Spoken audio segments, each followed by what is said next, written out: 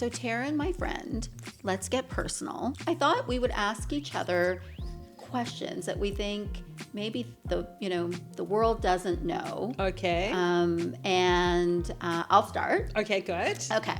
So the first question is, you are probably one of the nicest people I've ever met. You're always so polite. You're always so sweet. You're always so kind. You listen. You're just so engaging always. Doesn't matter if it's someone senior, if it's a family friend, if it's someone you've just met.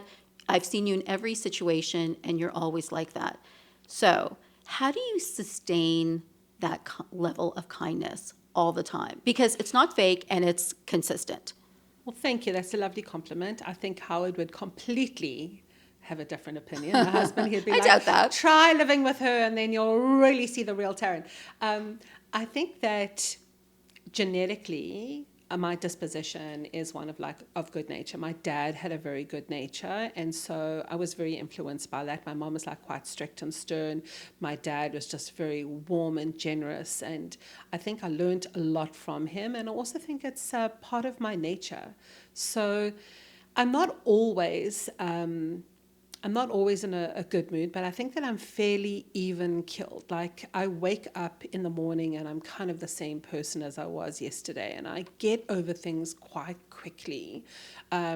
Whereas people I know sometimes take a lot longer to get over things. But I think just my disposition is one of easier-natured, happier, because I'm not so interfered, I'm not so interfered by everything else that happens around me, and I'm quite I think just an even-keeled, emotionally well-balanced person. What sign are you? I'm a Virgo. Oh, you're a Virgo. You're like Eric. That makes sense. Okay. Yeah. So I think just by... When's your birthday? 28th of August. Okay. I can give you a typewritten list of a couple of things I want, just by the way. That's so funny. Virgos, it does make sense. They are fairly even keel.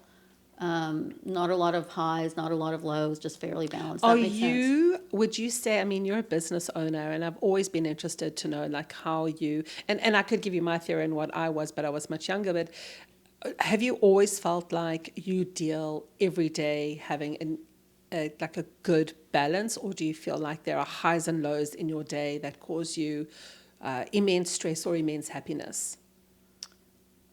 It's a great question. I feel like I deal with things in a fairly balanced way. Right. But as a business owner, you can, and you know this because you owned your own business for a long time, you have the ups and you have the downs. I can't say that it affects my happiness because I feel happy. I feel very, very grateful and fortunate to be in the position that I'm in. But you worked for it as well. Okay? For sure, Just absolutely. Don't take that for granted. No, absolutely. But I definitely, you can have highs and lows, but I try and always make sure that I deal with it in a balanced way. Right. Eric will always say, the quality that he loves about me the most is that I'm consistent. I don't have a lot of highs. I don't have a lot of lows. I'm pretty consistent across the board. And I do try and approach things from a kind place, but I'm definitely not as sweet as you are. I will say that. But I always admire it, and I aspire to be like that. I tend to get to the point very quickly. I don't do the, hi, how are you? With my emails, I'm just here's the ask. Point. So it's more of I worked in New York for a long time, so it's more efficient. I'm very efficient. It's interesting that you say that too, because coming from South African culture, coming into Canadian culture, I've had to really watch myself quite carefully because, we have a European culture where we also say exactly what we feel and what we think. But when you start in a new market and you start over again, you have to condition yourself a little bit too, because people can be a little bit afraid of that overt aggressiveness. So I had in Canada, yes, absolutely. I had to, exactly, because I had to really watch myself. And still there are times where I have to catch myself. So, we speak about, are you authentic to who you really are? I like to think I genuinely am fairly even-keeled, but I have to be careful sometimes here in Canada. That's interesting. I'm surprised to hear that because when we deal with our American clients, being straightforward and to the point. Is what they want. It's what they want. Exactly, It works so well. 100%. An hour call could take 15 minutes and everyone's happy, whereas in Canada, it is a little bit different. But,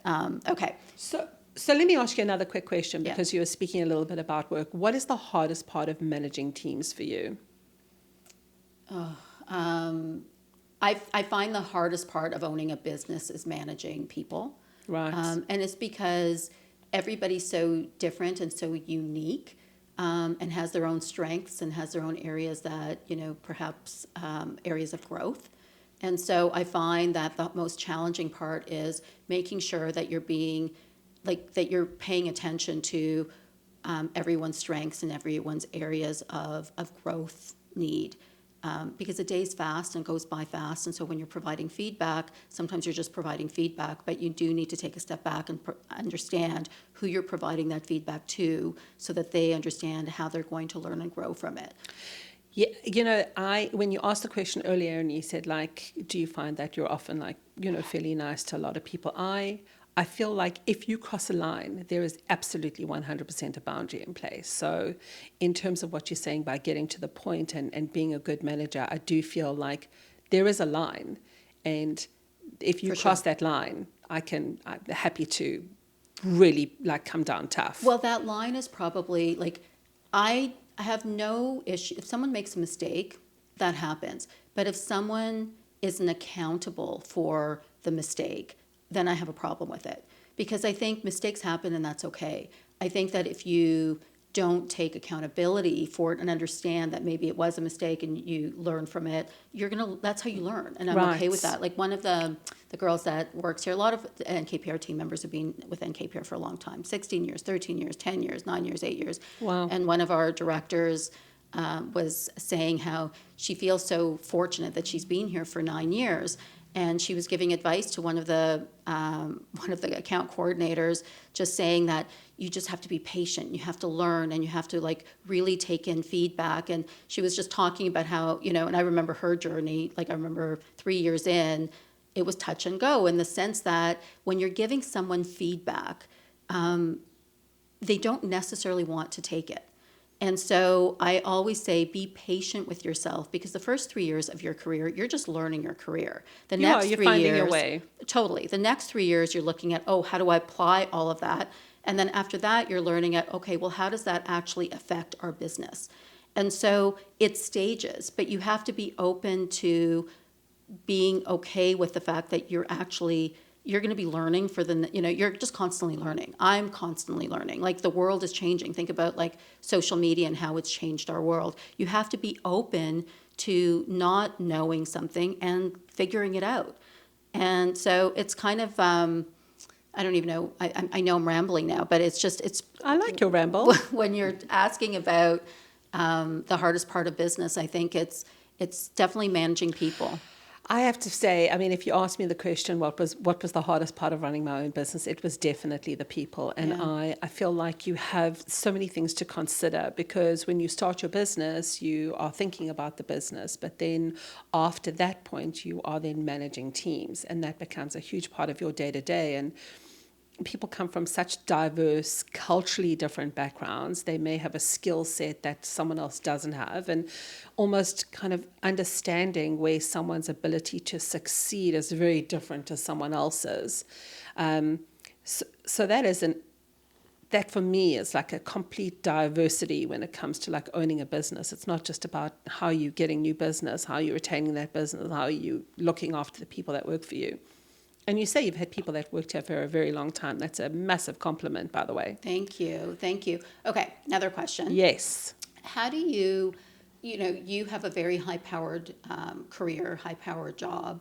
How do you manage that with home life? You have, a family, you have 2 kids, you have Howard. It's Howie.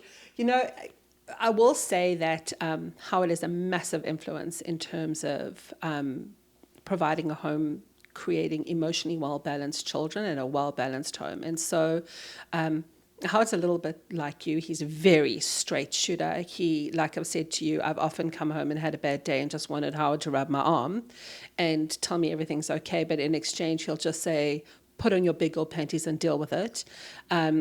And so I feel like he gives a very good balance to understanding what it's like to be a parent and what it's like to own a strong, successful career. So I'm very proud of, we are very proud of being great parents. And I think that my son, who is exceptionally academically disciplined and doing very, very well from a science perspective, and my daughter, who is younger, has the ability to make smart decisions, advocate for people that need it. Parenting has been a great success for me, more so than owning a career. However, from a career's perspective, I've worked in a lot of different markets and I've worked with a lot of different people, and I've been witnessed and experienced various different types of businesses, some bad, where I once had a girl jump on the table in my company and try to strangle me, literally. Seriously? She was having her own nervous breakdown, and I asked her to do something, and she got really upset with me, and she literally jumped on the table and strangled me. And I mean, for those people that don't know, I'm a little bit like a sumo wrestler, okay? Like, you have to really kind of be strong to get me down. But That was in South Africa. that was in South Africa, of course. But I think that, there is never balance when you are a parent and you're bringing up children, and when you want to be successful in work. But the last point I'm just going to add on this is, I was once doing a tour with Discovery Networks, and their head of, I don't know what she was, but she was very, very senior. And she was once asked by a journalist, how are you successful in your workspace? And she said, well, I'm a parent, and what I do every day is I teach my boys that women should be independent and strong and have the ability to be successful. And that is my key to teaching my children something, both personally and business-wise, that they should marry women who are strong and independent like me. So it's a big question, right? Like, I don't know if there's ever balance, but I think that, being honest with your partner, being the best parent you can, when you're at work, being at work, and when you're at home, being at home. That's interesting. I actually wanted to ask you a question. I mean, I see that you talk a lot on your social about, the success that you've had in work, and I see too that you have beautiful home life. You often post with your dogs. Do you feel like they give you that balance?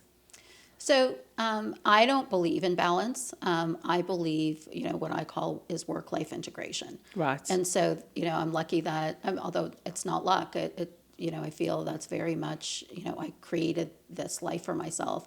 I work with my partner. I work with Eric. He's like, we both work and live together. Our dogs definitely give us a sense of comfort. But the reason I believe in work-life integration is kind of like what you just said. There's different priorities at different times, but at the end of the day, I love what I do from a work standpoint. I work with people that I genuinely like to spend time with. So all the people that I actually like spending time with are people that I work with, whether it's clients or the team. And so my life feels fully integrated.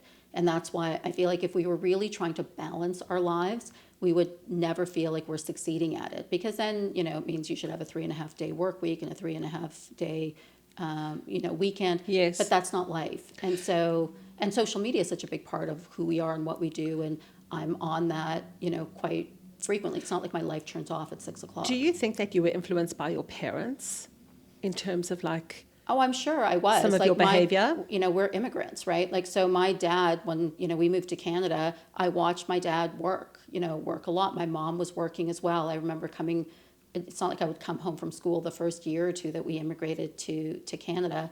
I would go to my mom's work because there was nobody at home. And so it was just, it was all hands on deck all the time. Right. And I'm sure that has something to do with it. My work ethic definitely comes from my I family. definitely think it's a very good base for success. If you come from parents who really know what hard work is, Yeah. they teach you that lesson and you grow up with that. For sure. And so I think that is definitely a big part of, who I am, for sure. Okay, my turn to ask you a question. Because I really want you to tell the story. Tell me about the hardest. You used to own your own PR agency in South Africa, and it was very similar to mine.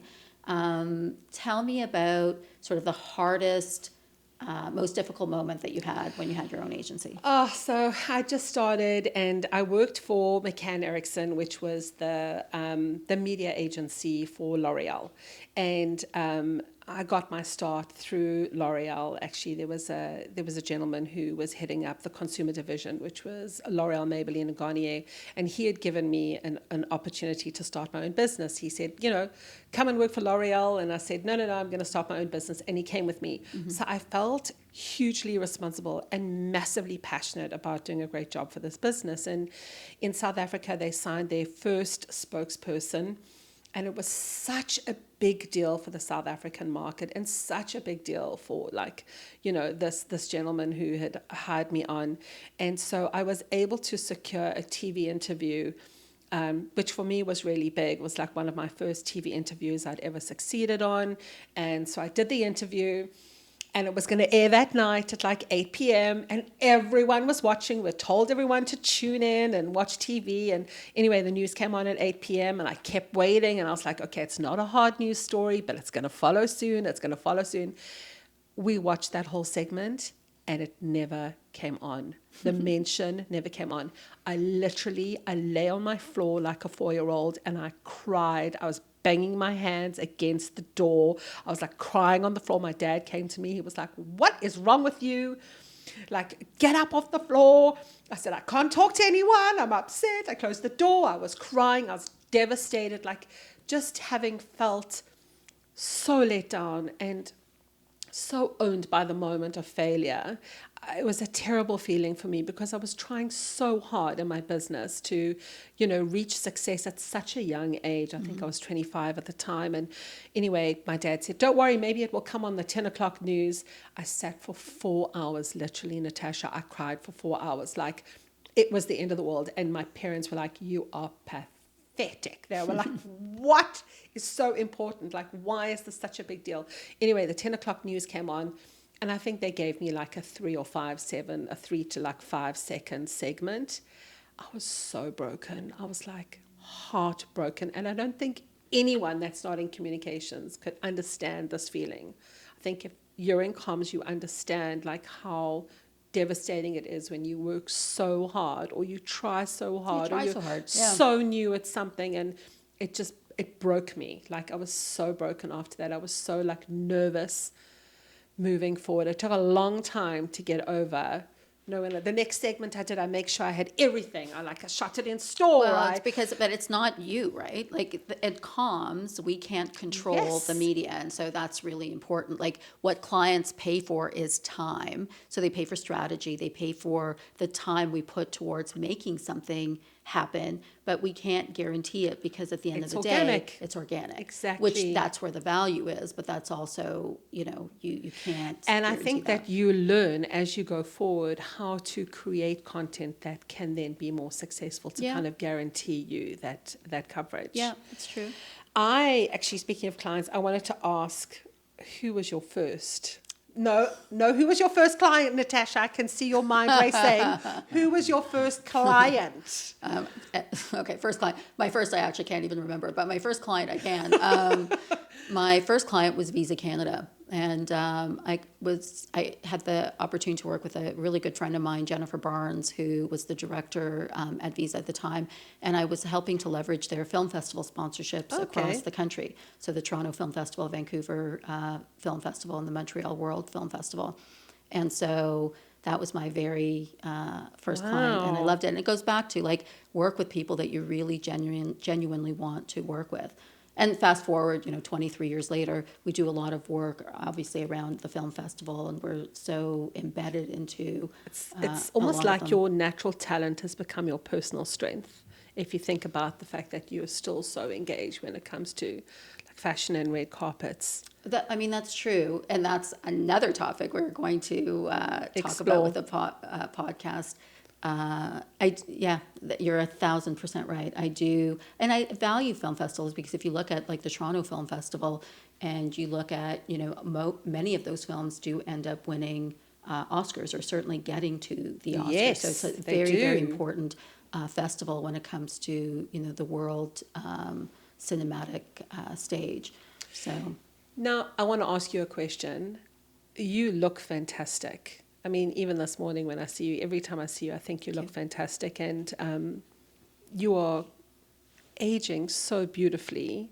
What is your skincare routine? What are you doing for yourself? So I'm one of those people that actually I use different products at different times for different things. Okay. And so I right now I'm using my under eye is La Mer.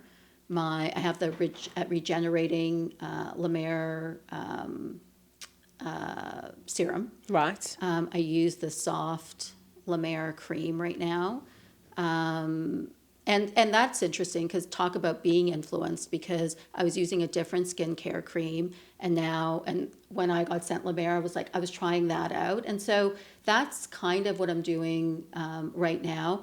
I am really, really loving the Merit Foundation. Okay. I have to say, and I was influenced by Martha Stewart on that one. She was Right. using it, and I'm like, wow, she looks really good. So I've been using that. I do use Aveda for my hair.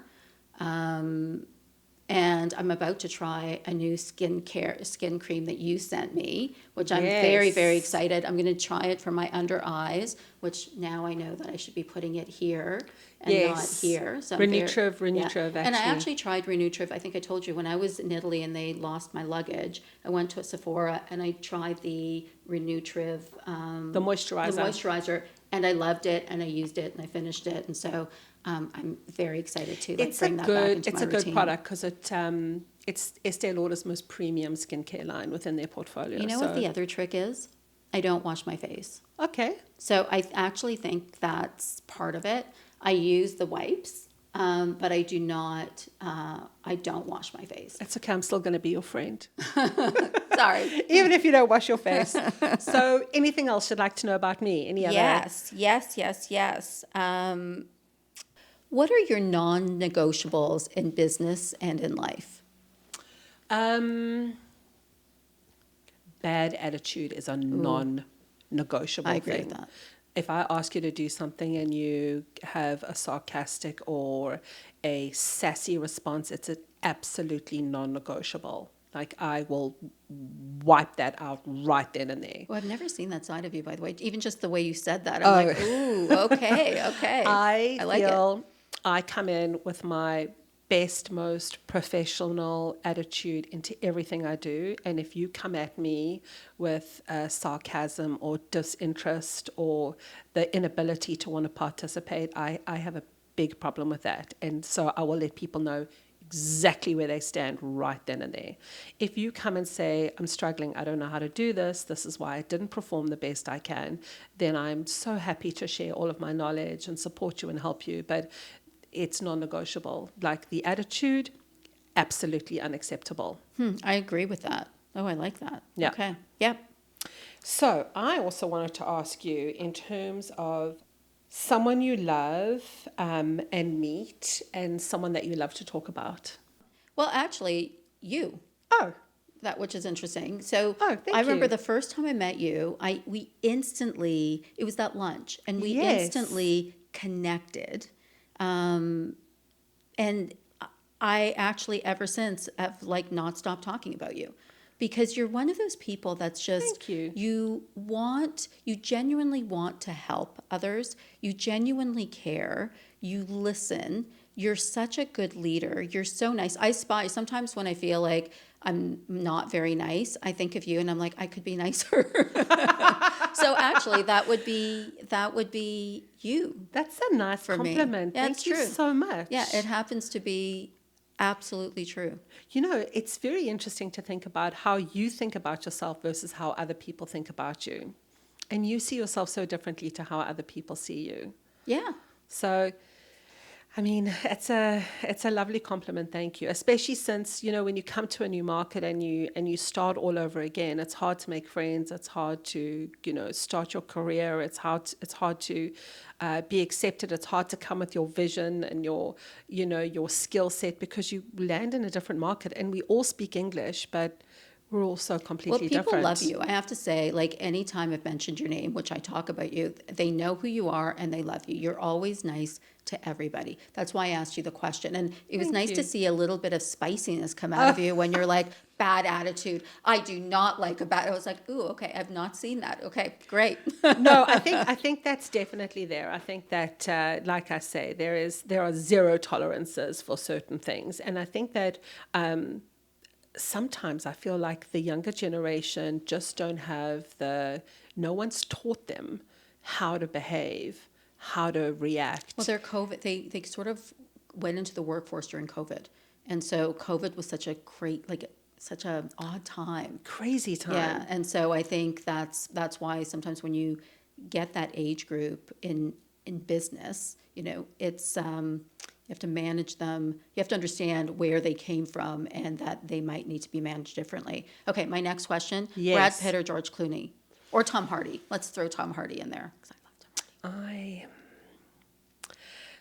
That's a difficult question. Is it really? I might have to say Harrison Ford. I'm so sorry. No, that wasn't the brief. Wow. Okay. I like him. He's just like classic, and he's had so much experience, and I feel like he's always been a gentleman in public, Wow. and he's just such an accomplished actor. I feel like I would definitely say Harrison Ford. Okay, so none of my three. Okay. What about you? Probably Tom Hardy. Okay. Yeah. And why? Because he's like a little rough, a little like not rough. No, sorry, that came out really bad. Sorry. That's my influence on you. No, sorry. My rough influence is no. rubbing off. He just seems like, less pretty, less perfect, but straightforward. So I appreciate that. And I think that's probably a good note to maybe end things on. You've got Harrison, Tom, you have Howard, Yeah. and I have Eric. It's all good. It's all coming together for us. I love it. I love it. Thank you. This was so much fun. It's fun. Thank you.